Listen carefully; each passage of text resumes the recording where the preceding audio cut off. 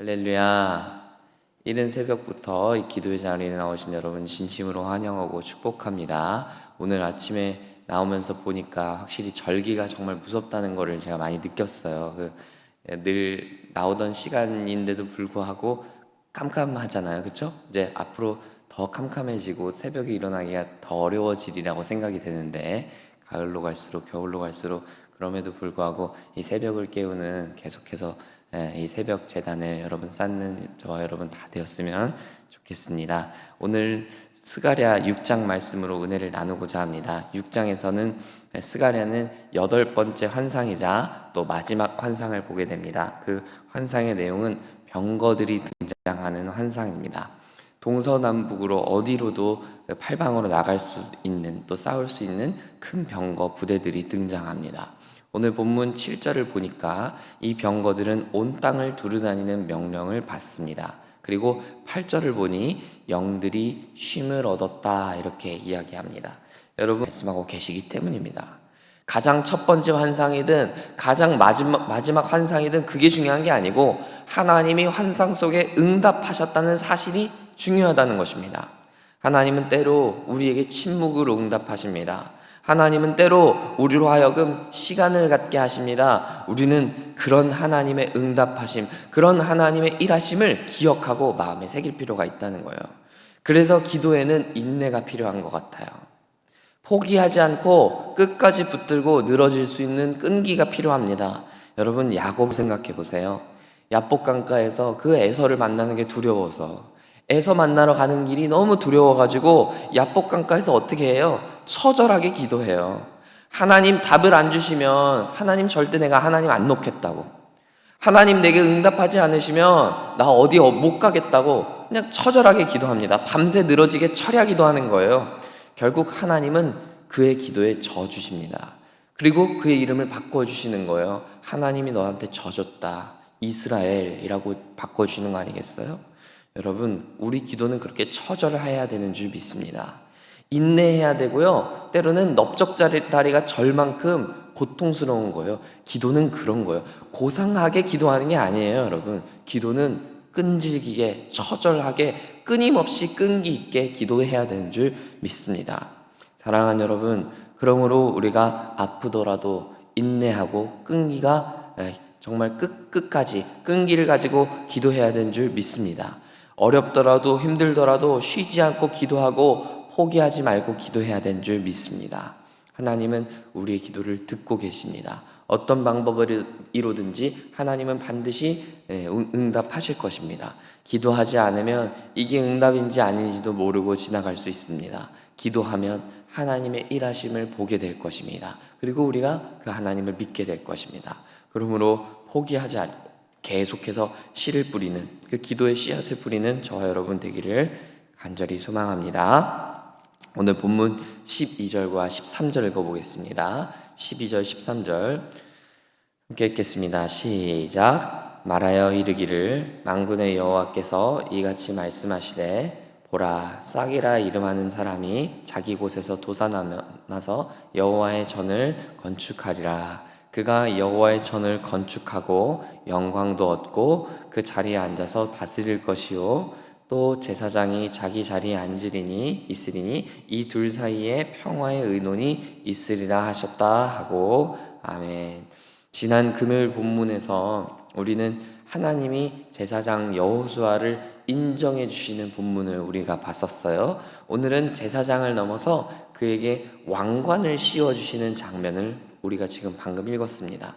어떤 학자들은 이 왕관의 주인공은 제사장 여호수아가 아니라 이 총독 스룹바벨이다, 이렇게 주장하기도 해요.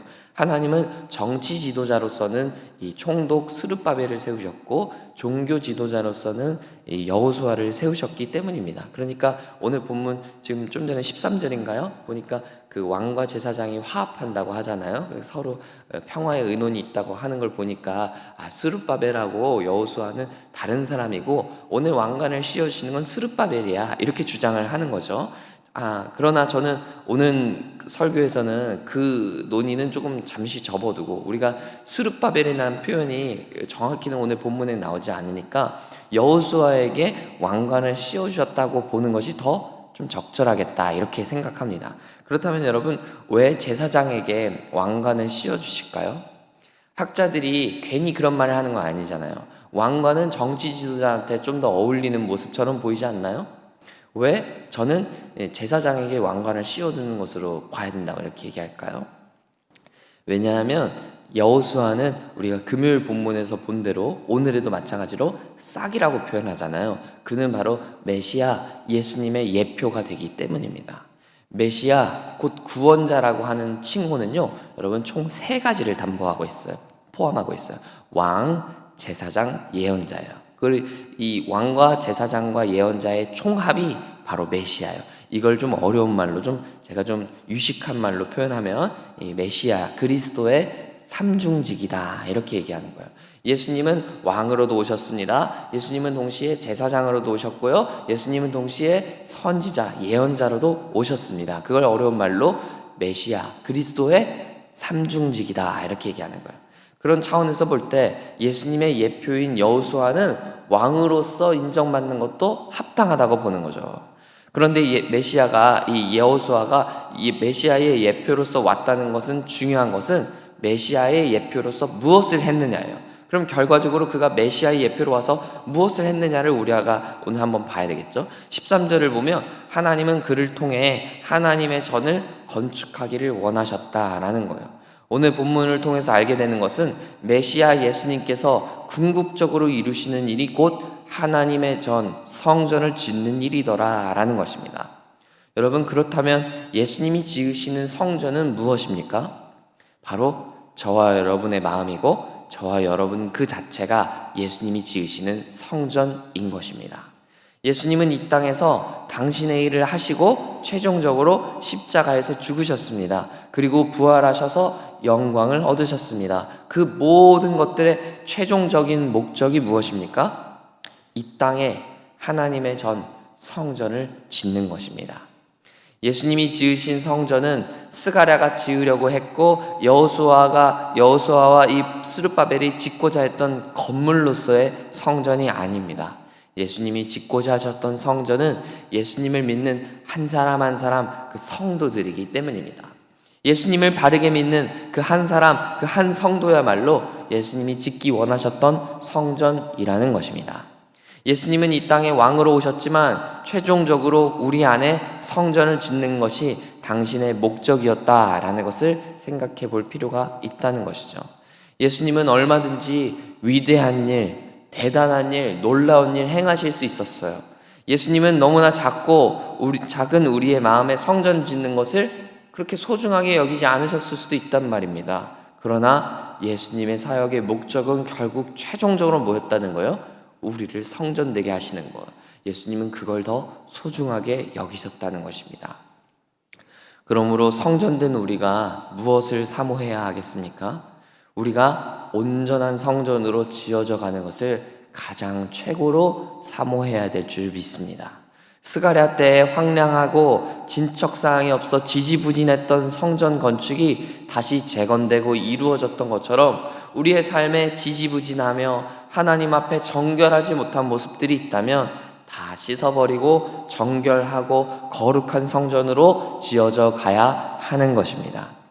사랑하는 여러분, 성전을 짓고 성전을 책임지고 성전을 다스리는 여호수아의 사명이 곧 신약 시대에 와서 예수님의 사명이 된다는 것을 생각해 볼 때 궁극적으로 예수님은 예수님의 자녀 한 사람을 든든하게 세우는 일을 당신의 사명으로 여기셨음을 생각해 볼 때 우리는 우리의 모습을 돌아보아야 하겠습니다. 예수님이 정말 소중하게 생각하셨던 나는 정말 성전으로 서 있는가? 나는 성전으로서 역할을 잘 감당하고 있는가? 나는 예배자로서 잘 서 있는가? 성전된 나를 통해 하나님이 영광 받고 계시는가? 다른 이들이 나를 통해 하나님의 영광을 보는가? 우리는 이러한 묵상이 필요하다는 것입니다. 이 아침에 여러분을 축복하기 원하는 것은 여러분의 삶에, 여러분의 마음에 오늘도 하나님의 임재가 가득하시기를 축복합니다. 하나님의 영으로 충만하여서 하나님으로 충만한 성전되어서 하나님께 영광과 기쁨이 되는 여러분 되시기를 축복합니다. 어제 나눈 말씀대로 우리 가운데 있는 악한 것들, 죄악들이 제거되어서 여러분 한 분 한 분들이 정말 거룩한 성전 되시기를 축복합니다. 우리 말씀을 맺고자 합니다. 성전된 우리는 포기하지 않고 끈기 있게 기도해야 하겠습니다. 우리의 기도를 들으시고 반드시 하나님께서 응답하신다라는 확신을 가지고 기도해야 하겠습니다. 그리고 오늘 하루도 우리가 성전되어서 하나님의 영광을 드러내며 살아야 하겠습니다. 예수님은 우리의 마음에, 우리의 삶에, 우리의 모든 것에 성전 짓기를 원하십니다. 그 주님의 소망을 붙들고 오늘 하루를 살아내시기를 소망하고 축복합니다. 함께 기도하겠습니다. 좋으신 아버지, 우리를 성전 삼기를 원하시고 하나님의 전 삼아 주셔서 감사합니다. 하나님, 우리의 삶 가운데 하나님의 영으로 충만하여서 우리의 삶을 통하여서 하나님의 영광이, 하나님의 임재가, 하나님의 현존이 세상 앞에 드러나는 놀라운 역사가 일어나게 하여 주옵소서. 특별히 하나님 사랑하는 우리 성도님들 축복하며 기도합니다.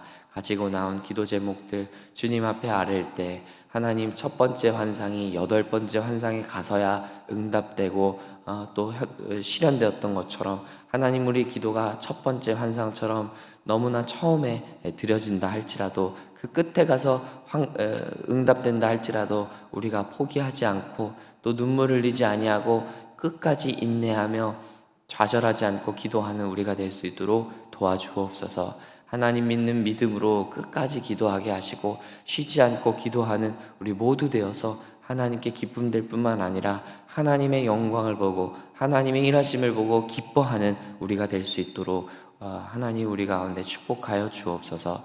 사랑하는 우리 성도님들 또 이 자리에 없는 우리 온 교우들 위해 하나님 성령으로 충만하게 하여 주셔서 가는 곳마다 하나님의 영광을 나타내며 하나님의 뜻을 이루고 드러내는 사랑하는 우리 온 교우들, 사랑하는 우리 교회 될 수 있도록